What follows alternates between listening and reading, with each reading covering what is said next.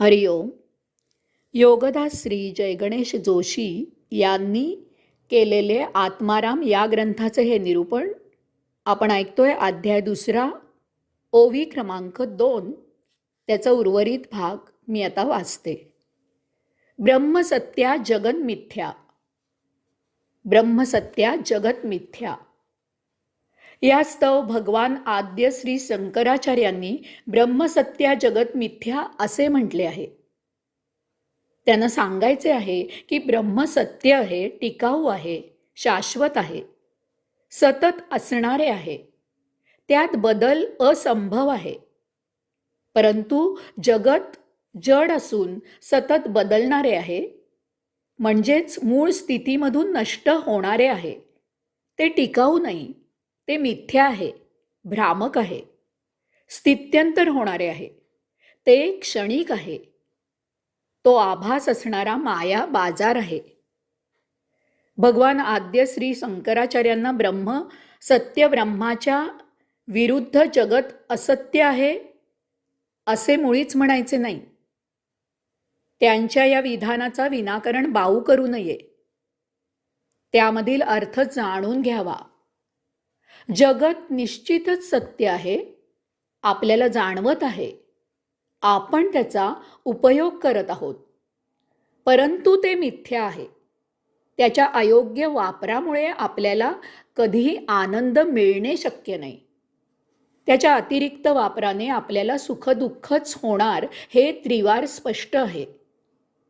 परंतु त्याचा योग्य असा फक्त आणि फक्त देहधर्मापुरताच उपयोग केला तर देहाच्या माध्यमातून आपण कैवल्य प्राप्त करू शकतो.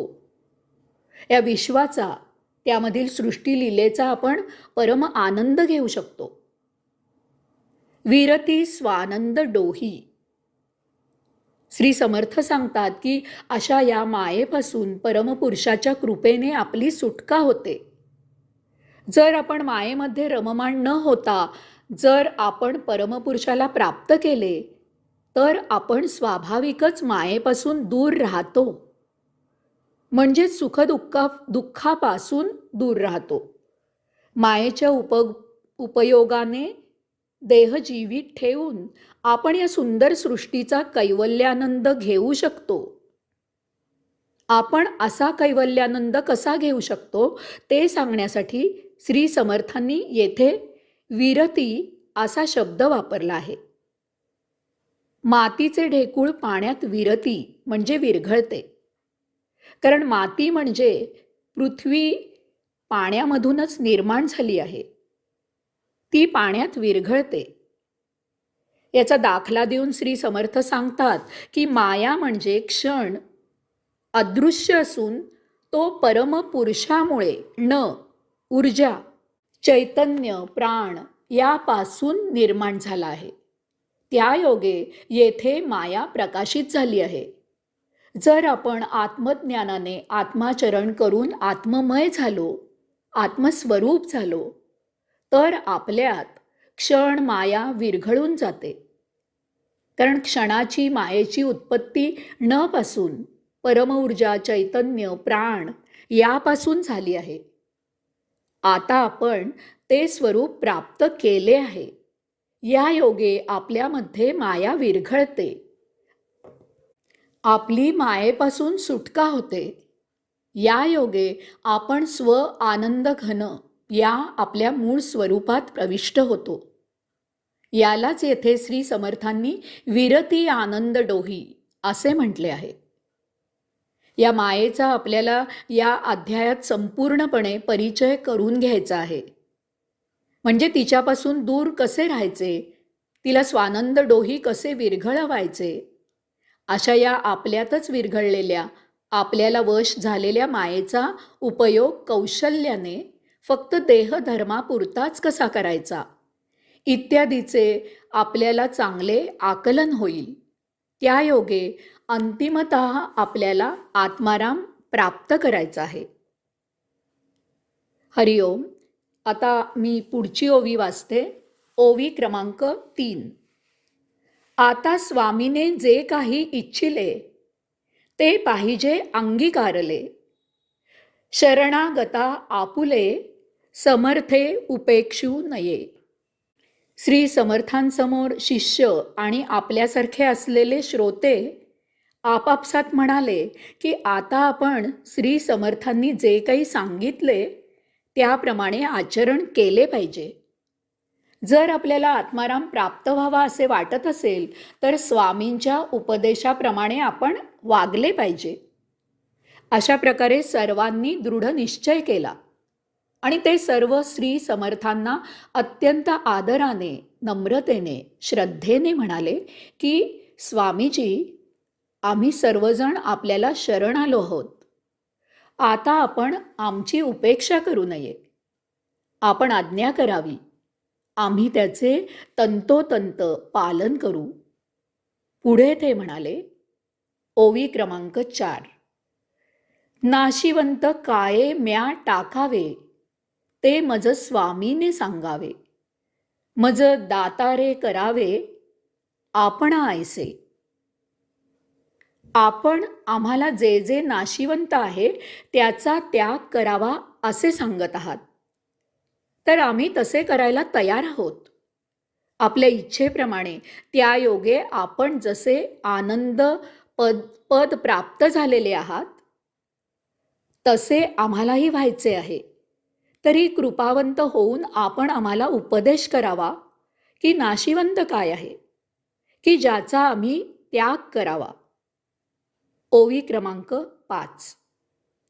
ऐकून शिष्याचे बोलणे स्वामी म्हणती सावध होणे. अवधान देऊन घेणे आनंदपद. अशा प्रकारे श्रोत्यांनी विनंती केल्यावर श्री समर्थांनी ओळखले की आपण त्याग निरूपण केले तरी नाशिवंत होणारे काय आहे ते माहीत नसल्यामुळे हे सर्वजण त्याग करू शकलेले नाहीत. तथापि त्याग निरूपण ऐकून यांना त्यागाचे महत्त्व उमजलेले आहे.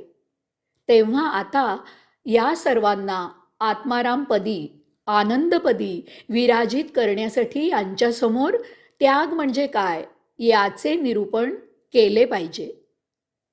श्री समर्थ समोरील शिष्य आणि श्रोत्यांना म्हणाले की ठीक आहे, आता आपण सावध व्हावे, एकचित्त व्हावे आणि पूर्णपणे एकाग्र होऊन ऐकावे. ज्या योगे आचरण करून आनंदपद प्राप्त होते त्याचे मी आपल्यासमोर निरूपण करत आहे. ओवी क्रमांक 6. शिष्या बहु मन घाली, आता बाष्कळता राहिली. येथे वृत्ती चंचल केली, तरी बुडसी संदेह सागरी. श्री समर्थांनी सर्वप्रथम शिष्यांना आणि आपल्याला इशारा केला आहे. सर्व श्रोते जन हो, आता आपल्यासमोर मी जे काही निरूपण करणार आहे त्यात परिपूर्णपणे आपले सर्वस्व झोकून देणे क्रमप्राप्त आहे. आपले मन एकाच वेळी अनंत विषयांमध्ये रममाण होणारे आहे. ते महाचंचल असून तुम्हाला अध्यात्मामधून हुलकावणी देऊन भौतिकात रममाण करणारे आहे. यास्तव आता आपण त्या मनाची बाष्कळता पूर्णपणे दुर्लक्षित करून सावध व्हावे आणि मी जे काही सांगत आहे त्याकडे संपूर्ण व्यवधान द्यावे. असे न करता जरा जरी मनाच्या आहारी जाऊन तुमची एकाग्रता ढळली तर मी काय सांगत आहे त्याचे पूर्ण आकलन होणार नाही. इतकेच नव्हे तर त्यामुळे अर्धवट ज्ञान होईल आणि ते महाघातक असते. कारण अशा अर्धवट ज्ञानामुळे शंका निर्माण होतील आणि एकदा आशंकांनी ग्रासले गेलात की त्यामधून बाहेर होणे जवळजवळ अशक्य असते. यास्तव सावध व्हा, एकाग्र व्हा, एकचित्त व्हा आणि ऐका. हरिओम.